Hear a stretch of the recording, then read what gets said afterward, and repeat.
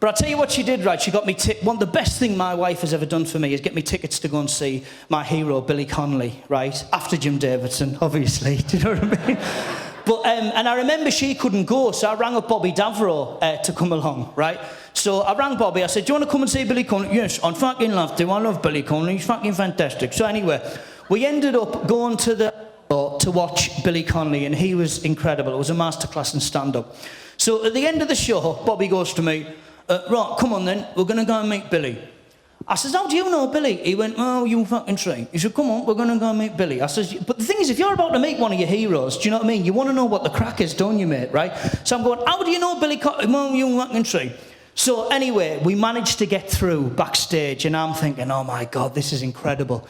I'm going to get to meet the big yin. Do you know what I mean? So we get through, and we walk into the dressing room. I'm going, how do you know Billy? Oh, you fucking, just shut the fuck up. You'll fucking see when we get there, right? So we've walked into the dressing room, right? And there he is, the comedy shrine, Billy Connolly. And he does that point that Billy does, right? As we walk into the dressing room, he goes, Bobby Davro,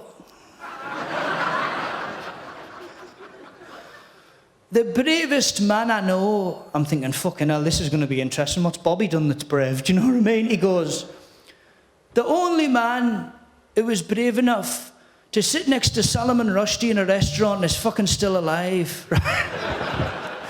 Apparently, they're at this restaurant, right? There was 20 empty seats next to Salman Rushdie for very obvious reasons. Bobby didn't have a clue who he was, so he felt sorry for him, right?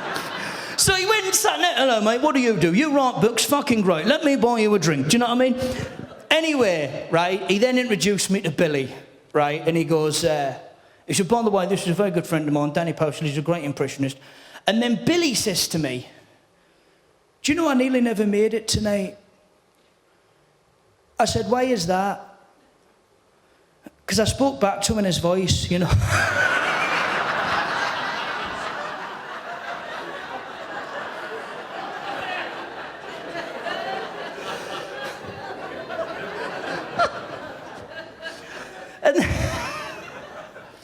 And then he told me to fuck off.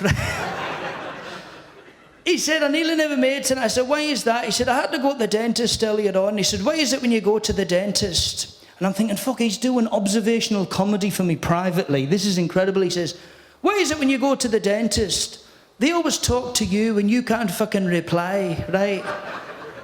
And I remember him saying to me, now this is the voice that Billy does when he does somebody else. He says to me, the dentist says to me, Mr. Connolly, did you know the average person only brushes 30% of their teeth?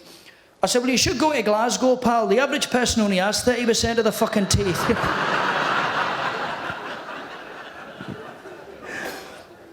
And then Bobby, as Bobby does, lands me in the shit, right? He goes, by the way, Billy, he does a fucking great impression of you.